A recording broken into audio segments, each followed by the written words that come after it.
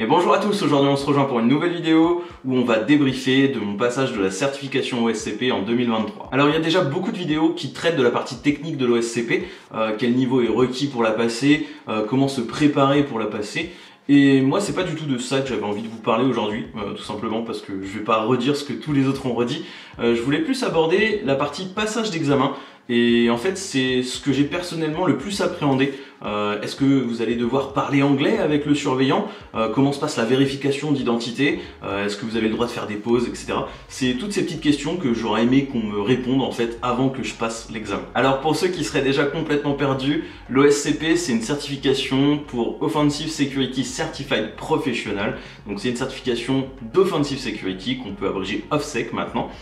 Qui sont notamment les développeurs de Kali Linux, ExploitDB et j'en passe. C'est donc un examen entièrement pratique qui va attester de votre capacité à réaliser des tests d'intrusion, à exploiter des vulnérabilités en environnement de production. Depuis début 2023, l'examen il a un petit peu changé. Avant, on avait 5 machines sur lesquelles on devait prendre le contrôle, avec forcément une machine qui avait un buffer overflow à exploiter. Maintenant, on en a 6, mais par contre, dans ces 6 machines, on a 3 machines qui font partie d'un groupe qu'on appelle le 7AD pour Active Directory, puisqu'elles font partie d'un domaine Active Directory. Et en fait, le but de cette certification, cet examen pratique, ça va être d'obtenir des points, et vous gagnez des points en prenant le contrôle de chaque machine. Et le but, c'est d'obtenir au moins 70 points sur la totalité, donc qui représente 100 points. Donc le 7AD représente 40 points à lui tout seul, donc si vous ne parvenez pas à obtenir le 7AD, vous ne pourrez pas réussir la certification. Et ensuite vous avez 3 machines indépendantes qui représentent 20 points chacune, et en fait le but ça va être de trouver un drapeau, un flag, on parle de Capture the Flag, c'est juste un petit fichier texte dans lequel il y a une chaîne de caractères qu'il faudra fournir pour prouver que vous avez réussi à obtenir un accès sur la machine, ou un accès privilégié. Un premier accès sur la machine vous donnera un flag utilisateur, ce flag vous donnera automatiquement 10 points et si vous parvenez à obtenir un flag avec un accès privilégié, donc le flag de l'administrateur par exemple, sur une machine sous Windows, eh bien vous obtenez 20 points et donc si vous parvenez à obtenir le contrôle en accès privilégié sur la totalité des machines, vous remportez les 100 points. Actuellement la certification coûte environ 1400 $ et ça vous donne accès pendant 90 jours au lab d'entraînement ainsi qu'au cours d'OffSec. Et également le passage de l'examen. Cet examen, il dure pendant 24 heures et c'est 24 heures pendant lesquelles vous êtes surveillé par un examinateur d'OffSec. Et une fois ces 24 heures écoulées, vous avez à nouveau 24 heures pour fournir un rapport de compromission dans lequel vous allez expliquer comment vous avez exploité les vulnérabilités que vous avez trouvées sur chaque machine. Et c'est ce rapport qui fera foi et qui attestera si oui ou non vous avez réussi la certification. Bref, maintenant on va laisser la présentation de côté et on va passer au sujet de ce jour, le passage de l'examen. Comment ça se passe? Une fois qu'on a finalisé le paiement de la certification, on a accès à un panel depuis lequel on peut se connecter à distance sur le lab d'exercice. Et également, on a un petit onglet qui nous permet de réserver une date pour le passage de l'examen. L'examen, à l'heure pile où vous avez demandé le passage de votre examen, vous allez recevoir un email. Et dans cet email, il y aura des identifiants, un utilisateur, un mot de passe et un fichier de configuration VPN. Il faudra se connecter au VPN, c'est du OpenVPN tout simplement. Donc OpenVPN, -config et votre fichier OVPN sous Linux. Et une fois que vous serez connecté au VPN, donc avec les identifiants mots de passe qui seront fournis dans le mail, vous avez un petit lien sur lequel vous devrez cliquer pour être mis en relation avec votre surveillant de chez OffSec. Sur le portail d'échange avec votre surveillant, vous allez pouvoir lui partager vos écrans, vos moniteurs. Vous pouvez en avoir jusqu'à 3 et il faut que chacun d'eux soit partagé, que votre examinateur ait la visu complète sur vos écrans. Vous allez devoir également partager votre webcam, à savoir que les surveillants d'OffSec n'ont pas accès au son, ils ne vous entendront pas, vous n'avez pas besoin de parler anglais, le chat est entièrement textuel avec les surveillants. Ça c'était une de mes appréhensions, j'avais peur de pas forcément comprendre, qu'ils parlent peut-être trop vite ou autre, et au final ça s'est super bien passé parce que c'est que du textuel. Le surveillant va vérifier avec vous que vous êtes bien connecté au VPN et ensuite il va procéder à la vérification d'identité. Donc il faudra prendre votre support d'identité, donc carte d'identité, passeport, et le montrer à votre webcam. Vous le montrez dans un sens pendant quelques secondes, et ensuite vous le retournez, vous le montrez dans l'autre sens, donc il faut juste l'approcher. Si le surveillant n'arrive pas à correctement voir votre carte d'identité ou votre passeport, il faudra envoyer une photocopie par mail pour qu'il puisse vérifier. Une fois que ça c'est fait, l'examinateur il va vous demander de prendre votre PC portable ou votre webcam pour faire le tour de la pièce, pour vérifier que vous êtes bien tout seul, parce que vous n'avez pas le droit d'avoir quelqu'un dans la même pièce que vous pendant les 24 heures de la durée d'examen, et surtout également pour vérifier qu'il n'y a pas d'autres écrans ou d'autres ordinateurs qui est autour de vous. Ça c'est très important, moi par exemple j'ai passé l'examen dans une chambre pendant 24 heures pour être tranquille, et il se trouve que dans cette chambre il y avait une télé, et l'examinateur m'a demandé de retirer la télé, donc alors que c'était pas un ordinateur, hein, c'était juste une télé, mais du coup juste avant l'examen j'ai dû débrancher une télé de 120 cm et puis la sortir dehors dans le couloir, c'était très marrant. Alors évidemment je ne peux pas vous dire ce qu'il y a dans l'examen, mais en revanche, je peux vous donner quelques infos sur le panneau de contrôle, le dashboard auquel vous avez accès pendant l'examen.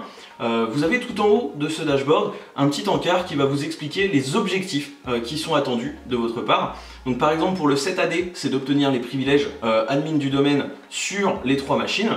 Et ensuite pour chaque machine, ça va vous expliquer qu'on a besoin du flag de l'utilisateur et ensuite du flag de l'administrateur.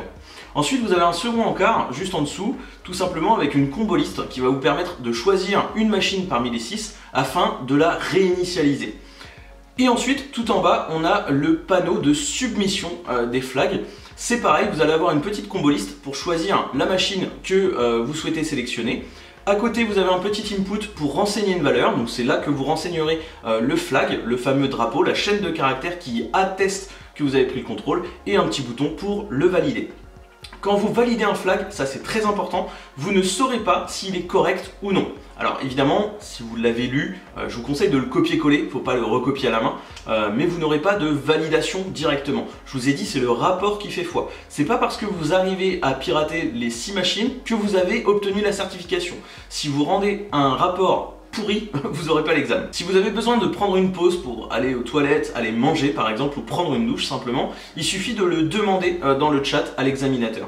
Chaque pause ne doit pas excéder une durée de plus de 1 heure, sinon c'est éliminatoire. Alors évidemment, si vous avez envie de dormir, dans ce cas-là, il y a 2 solutions. Soit vous demandez à l'examinateur et vous choisissez d'arrêter temporairement l'accès à votre lab d'examen. Vous allez pouvoir ensuite couper votre webcam et éteindre votre PC pour aller dormir. Soit vous laissez la connexion VPN allumée et vous laissez également votre webcam allumée, vous laissez vos écrans en partage d'écran pour l'examinateur et vous pouvez aller vous coucher juste à côté. Moi perso, c'est ce que j'ai fait. J'ai été dormir pendant quelques heures, j'ai laissé tout allumé. De toute façon, j'étais un peu plus loin dans le noir, ils ne me voyaient pas. Donc ça permet de ne pas arrêter l'examen. À savoir que l'examen il dure 24 heures à partir du moment où vous avez démarré l'examen. Si vous dormez, vous récupérez pas les heures que vous avez dormi. Ça s'arrête au bout des 24 heures après le départ. Si vous terminez plus tôt le lab d'examen, ça peut arriver. Il vous suffit de demander à l'examinateur de mettre fin tout simplement au lab d'examen, de lui dire c'est bon, j'ai terminé, on peut tout couper. Et comme ça, vous allez pouvoir couper justement le partage de webcam, le partage d'écran et commencer dans une pièce où il y a un petit peu plus de monde, où vous ne serez pas tout seul, commencer le rapport de compromission.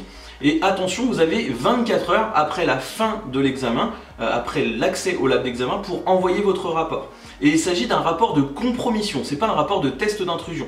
Il ne doit pas seulement contenir les vulnérabilités détectées, mais aussi le chemin que vous avez effectué pour pouvoir reproduire l'exploitation de ces vulnérabilités. Les petits conseils que je peux vous donner, c'est d'essayer de bien dormir la veille, de commencer peut-être l'examen en milieu, fin de matinée, pour pouvoir dormir quelques heures le matin, prendre le temps de prendre une douche, prendre un petit déjeuner, être bien en forme pour attaquer l'examen. Pensez à prendre des habits chauds, des hoodies, des pulls, parce qu'avec la fatigue, on a très vite froid et c'est très désagréable. Et la petite astuce qui pourra vous sauver, prenez des compotes. Les compotes, c'est trop bien, c'est très riche en vitamines, très riche en sucre, ça se mange bien, bref, ça donne plein d'énergie.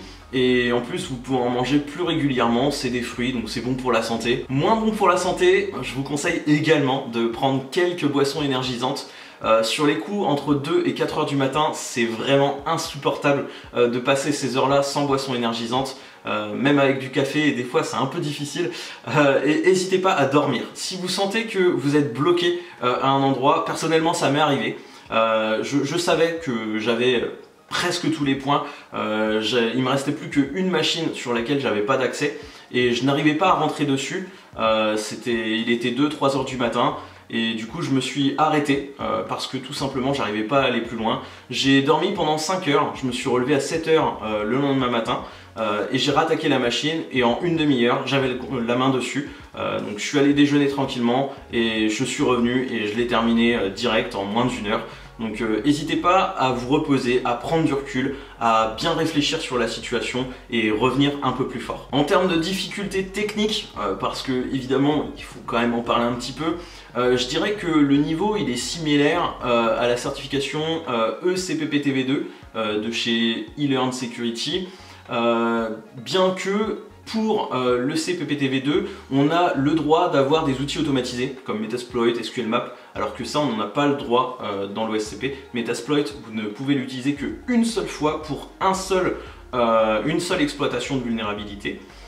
Et également pour le CCPTV2, vous devez fournir un rapport de test d'intrusion, pas un rapport de compromission.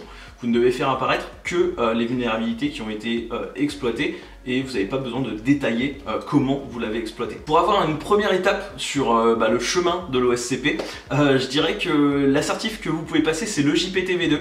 Alors évidemment le niveau est beaucoup plus faible que l'OSCP, mais c'est aussi de l'exploitation de vulnérabilités, c'est pas des mauvaises configurations ou ce genre de choses.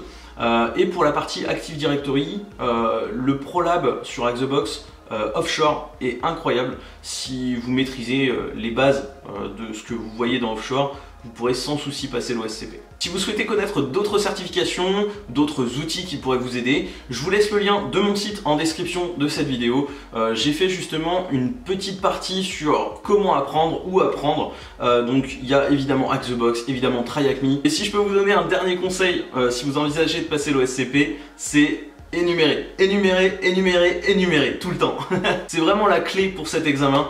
Je vous dis à très vite pour de nouvelles vidéos et d'ici là, portez-vous bien. Et le dernier mot de la fin, je le laisse à Offsec, try harder.